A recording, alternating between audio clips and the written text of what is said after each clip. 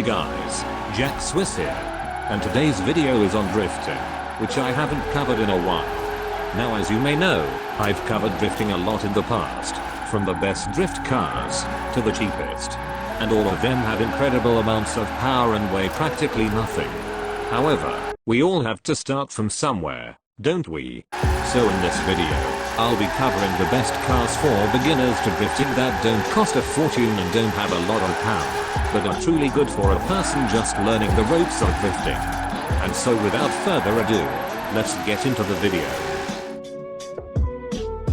At number 3, I have the Honda S2000.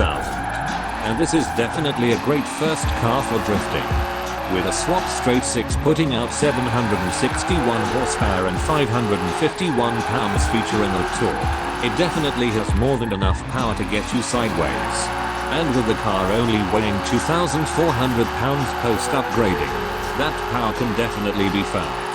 Now although, as I mentioned before, it does have less power than a typical drift car of mine, I think that horsepower and that range is perfect for either someone who wants to learn how to drift, or someone who's trying to take their drifting to the next level.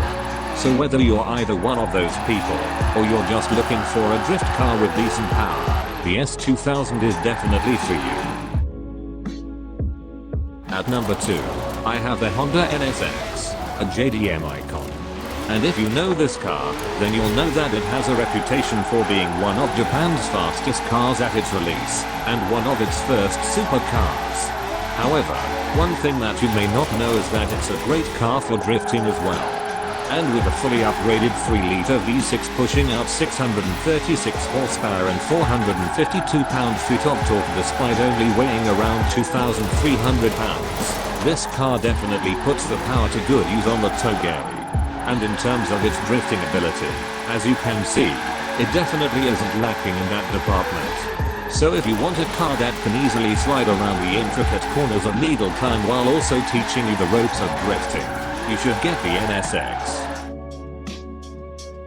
And finally at number 1, I have the Nissan Philadelphia, which you might recognize from a previous video of mine on how to tune it.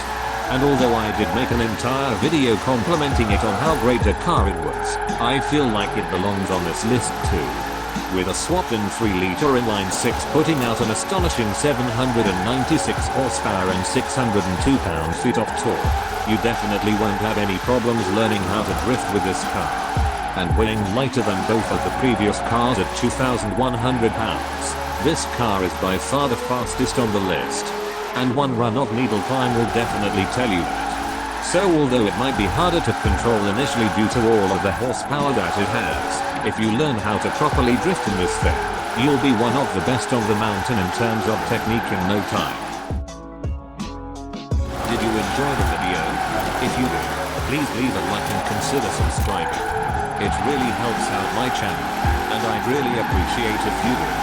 If you didn't like the video, please leave a comment below telling me what I could have did better. And if you have a video suggestion, leave it in the comments, and I'll do my best to get it out. But anyway, I'm Jack Swiss, and thanks for watching.